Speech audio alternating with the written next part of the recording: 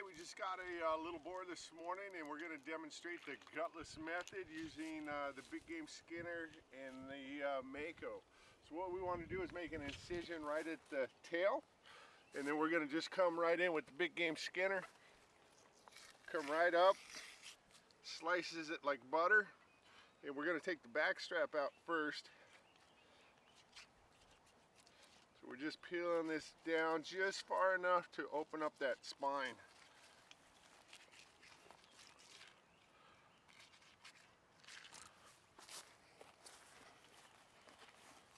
Okay, and what I like to do, I've been doing, is actually taking the front shoulder off first.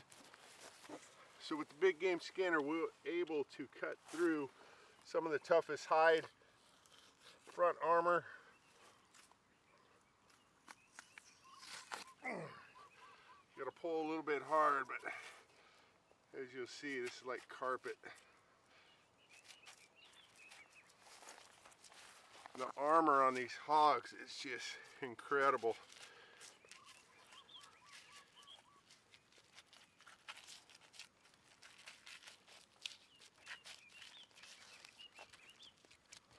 I like to take the front shoulder off first. It opens up that back strap so you're not fighting the shoulder blade.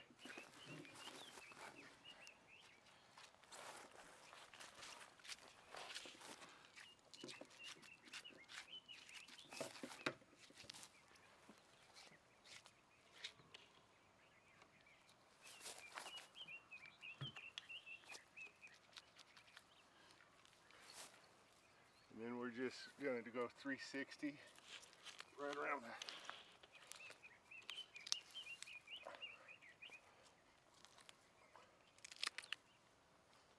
We're just getting enough separation to pop that leg off.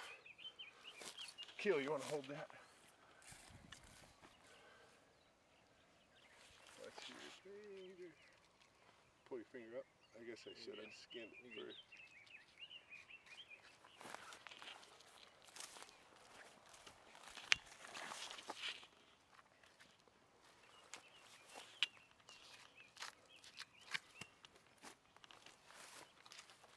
And with the front shoulder, we're just taking it right off. You don't need the Mako.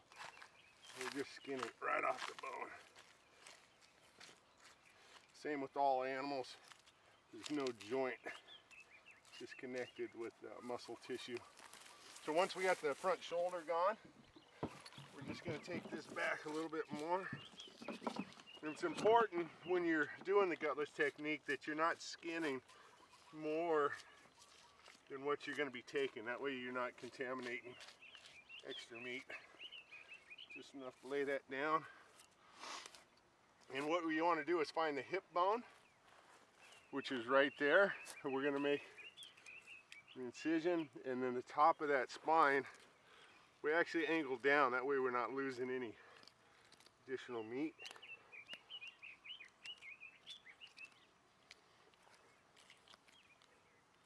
And you can see the way I'm holding the Mako. It's designed to be held with your index finger forward.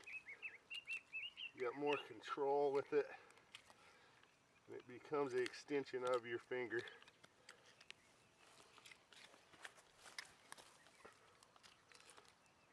Just taking our time getting all that meat off.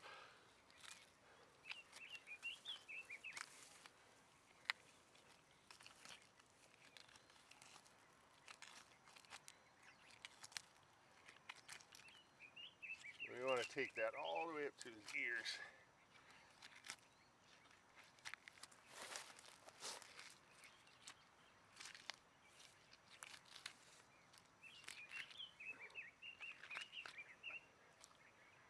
That's a nice back strap for a little boar like that. That's all good eating. Okay, now we're just going to flap that back over. So the back leg, 360, open it up. And then we're just coming under. And this, you actually want to go a little bit less pressure so you're not cutting through that. And I barely pulled through that to open that hide.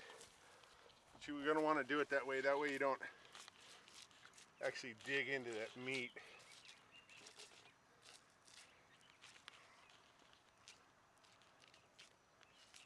And that guided skinner, you're just pushing right through.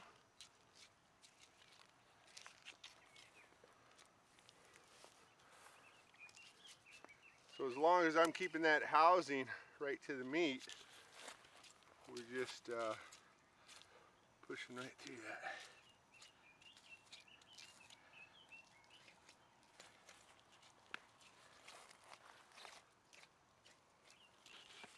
Heel, you want to hold this again?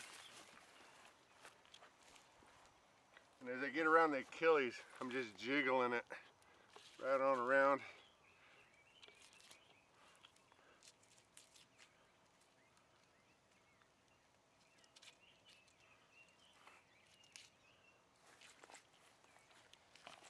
Okay, trade these sides.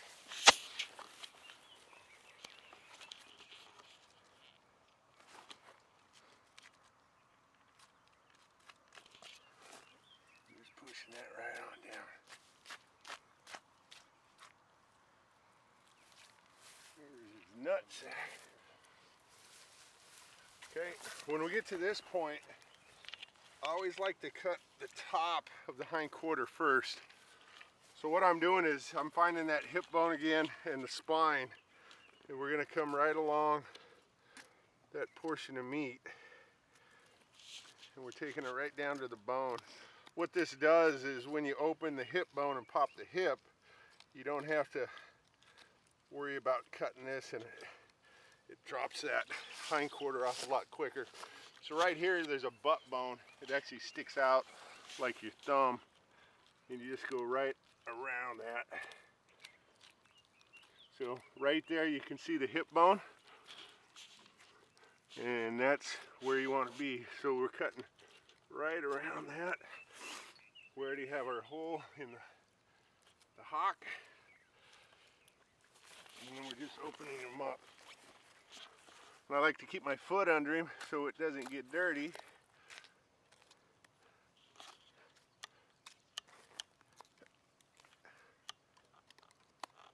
And then we're just popping that hip. You can see right there. So once that hip is popped, the whole hind quarter comes right off. You want to run your fingers up the shin.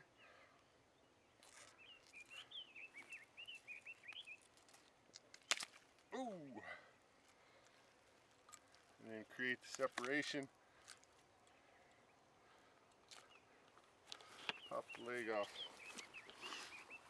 So now we're coming in, we want to get the tenderloin out. So we took the back strap out. Right under this bone is your tenderloin. So I'll cut right where that hip bone is again. And we'll just open him up. That's the last rib right there. That's your hip bone. You can actually just about peel. You can see that. There's that tenderloin without looking at it. So you just come up right on top, cut that meat away, and that tenderloin, you just about roll it out with your fingers.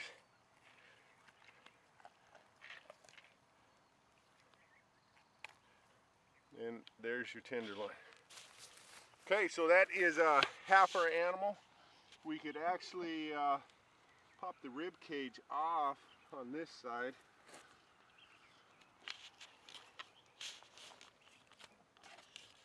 He's nice and clean.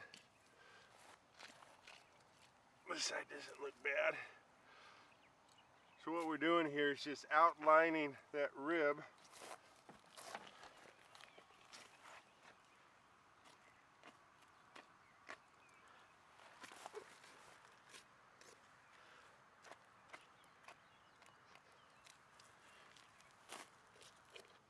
Okay, this is the filet mako with the saw blade on it. And we're just coming in right along the spine.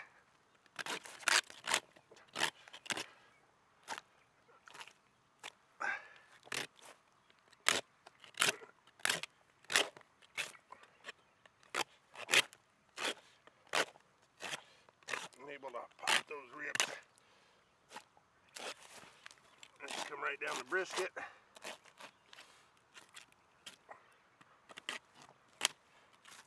works best on a backwards motion. There's your rib cage. Okay, so that is half of your animal. We're never touching the guts. We're not transferring any of the bacteria to the meat. And we're just switching him right on around.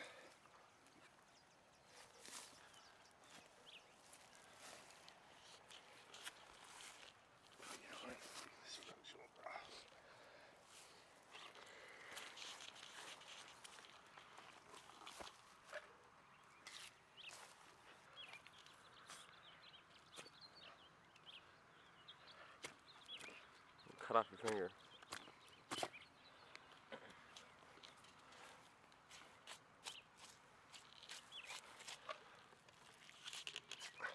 That armor is tough.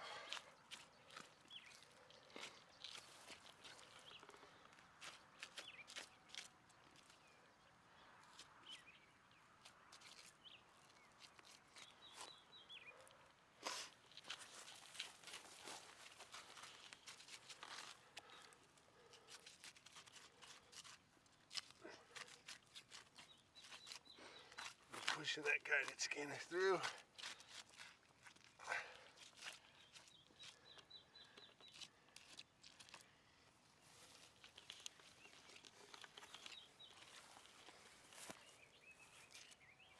Right, go.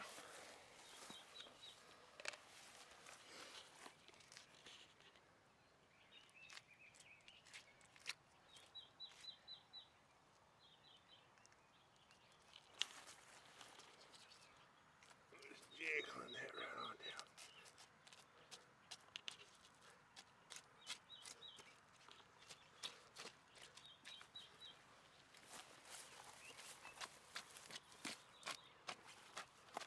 You want to cut all that bloodshot off.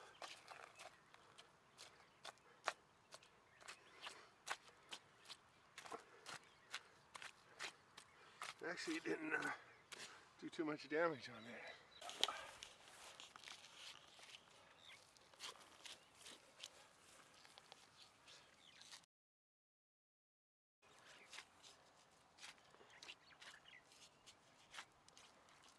Okay, so we got the hide off. We're finding that hip bone. We're just coming in at a 45. Find your spine.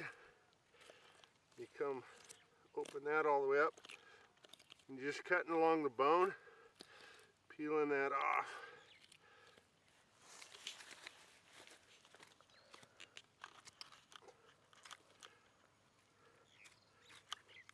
And just roll it right on down and out.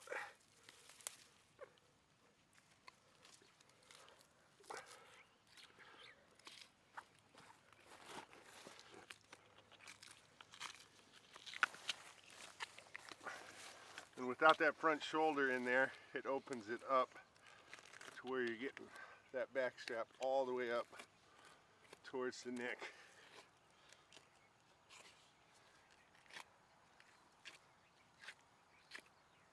You got all that neck meat. Now we're coming to the back leg. We'll spin it 360 to open it up. And again, we're not pulling that hard. Once you get the hook in, we're just pulling gently up through, and that way you're not cutting any of that hind quarter. Make it nice and clean.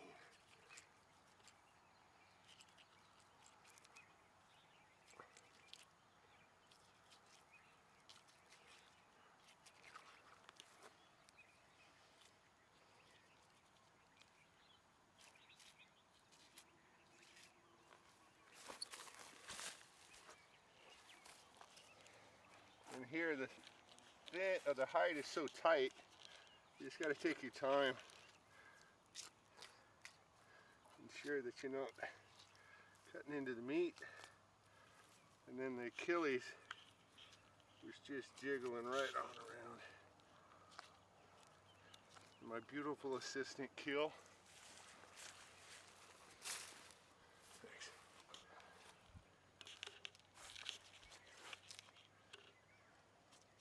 Kill was kind enough to get up at the crack of dawn and take us around and go kill this pig.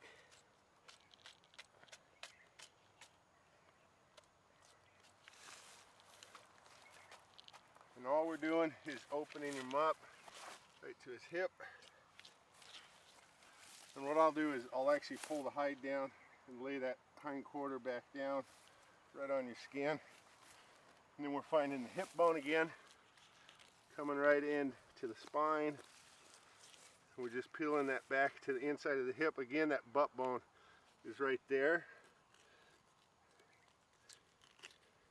So we're just doing a 360 around it, 180. There's your hip bone. And then I like to cut right back on the butt, make a finger hole. And then we're just opening them up. And as soon as that pops, we're already off. Boom. That quick. So the Raptorazor, there's not a quicker knife out there to get this done, especially popping legs off. Wait. And all we're doing, you can see where that joint is. There's two joints on all animals. They have an interlocking joint like that, and they have a flat joint. We're going after the flat joint, which is further towards the hoof. And right as you feel that knuckle, there's a dimple right there.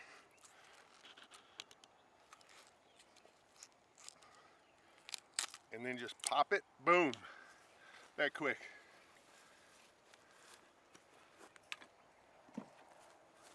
Okay, all we got left of this guy, we're not going to take the rib cage on this side, it's pretty shot up. But again, we find the hip bone. And all we're doing is pulling down.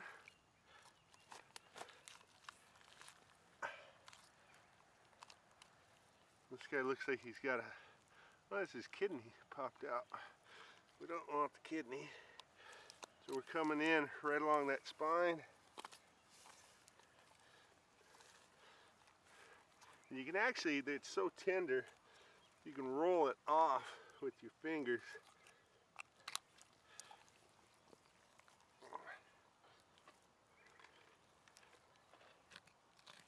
And there is tenderloin number 2. So that's it. That's Raptorazor, the gutless technique. And it's a little wild boar on the north shore of Oahu. And that's how we get it done. But you don't have to gut the animal. What it takes most people to gut the animal, we can be on our way, packed up and going. So until next time, check us out, raptorazor.com, and happy hunting.